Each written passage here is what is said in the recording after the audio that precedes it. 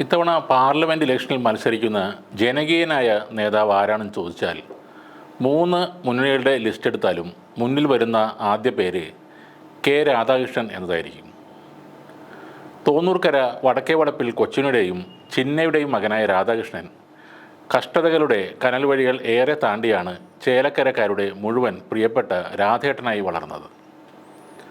പലരുടെയും കഥകളിൽ പറയുന്നത് പോലെയല്ല, യഥാർത്ഥത്തിൽ പട്ടിണി നിറഞ്ഞ ബാല്യകാലമായിരുന്നു അദ്ദേഹത്തിൻ്റേത്.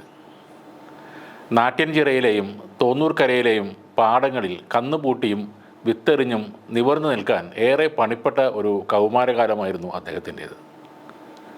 കേരളവർമ്മ കോളേജിലെ ബിരുദ ക്ലാസ്സിലെത്തിയ രാധാകൃഷ്ണൻ എന്ന SFI യൂണിറ്റ് സെക്രട്ടറിക്ക് പൊതുകാര്യവും തൻ്റെ കാര്യവും എന്നൊരു വേർതിരിവ് ഉണ്ടായിട്ടില്ല.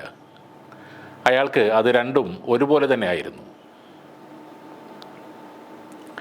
ചേലക്കരയുടെ അടിയുറച്ച ജനകീയ മുഖമാണ് കെ രാധാകൃഷ്ണൻ.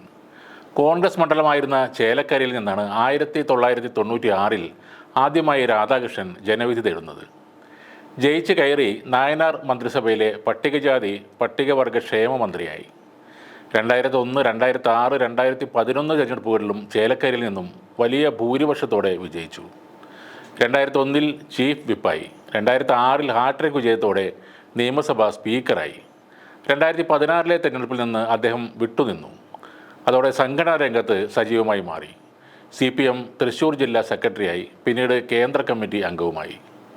വീണ്ടും 5ാം തവണ മണ്ഡലത്തിൽ നിന്ന് ജനവിധി തേടിയ സഖാവിനെ ചേലക്കരക്കാർ ജയിപ്പിച്ചത് റെക്കോർഡ് ഭൂരിപക്ഷത്തിലായിരുന്നു. പതിറ്റാണ്ടുകളോളം ജനപ്രതിനിധിയായ ആ നേതാവ് വീണ്ടും മന്ത്രിയായി. അവിടെ നിന്നാണ് ഇപ്പോൾ പാർലമെൻറ്റിലേക്ക് മത്സരിക്കാൻ രാധാകൃഷ്ണൻ എത്തുന്നത്. രാഷ്ട്രീയത്തിൽ ശത്രുക്കളെ പോലും ബഹുമാനിക്കുന്ന വിനയം, സംശുദ്ധമായ പൊതുപ്രവർത്തനം, വികസന മുരടിപ്പ് ബാധിച്ച ചേലക്കരയെ ഹൃദയത്തോട് ചേർത്ത് പിടിച്ച് വികസനത്തിൻ്റെ നെറുകയിലേക്ക് കൈപിടിച്ചുയർത്തിയ എല്ലാവരുടെയും പ്രിയപ്പെട്ട രാധാകൃഷ്ണൻ. കഴിഞ്ഞ തവണ പറ്റിയ ആ ഒരു കയ്യബദ്ധം ഇത്തവണ ആലത്തൂർ ആവർത്തിക്കില്ല എന്നാണ് എല്ലാവരുടെയും പ്രതീക്ഷ.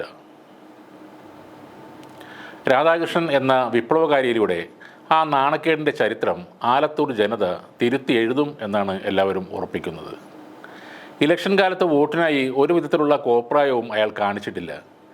ജീവിതത്തിലെ അനുഭവങ്ങളിൽ നിന്നാണ് അയാൾ കരുത്താർജിച്ചത്. വിശപ്പിൻ്റെ ഇല്ലായ്മയുടെ പ്രതീകമായിരുന്നു അയാൾ. മന്ത്രിമന്ദിരങ്ങൾ ഇന്നേ വരെ അയാളിൽ ഒരു മാറ്റവും വരുത്തിയിട്ടില്ല. MP-ക്ക് ലഭിക്കുന്ന ശമ്പളം കൊണ്ട് ജീവിക്കാൻ കഴിയാത്ത അവസ്ഥയാണ് എന്ന് അയാൾ ഒരിക്കലും പറയില്ല. കാരണം അയാൾ നമ്മളിൽ ഒരാൾ തന്നെയാണ്. നാട്യങ്ങൾ അറിയാത്ത പച്ചയായ ജീവിത യാഥാർത്ഥ്യം അറിയാവുന്ന മനുഷ്യൻ. അയാൾ ആലത്തൂരിൽ നിന്നും ജയിക്കേണ്ടത് കാലഘട്ടത്തിൻ്റെ അല്ലെങ്കിൽ ഒരു ജനതയുടെ ആവശ്യമാണ്. കെ രാധാകൃഷ്ണൻ ഒരു ജനതയുടെ പ്രതീകമാണ്.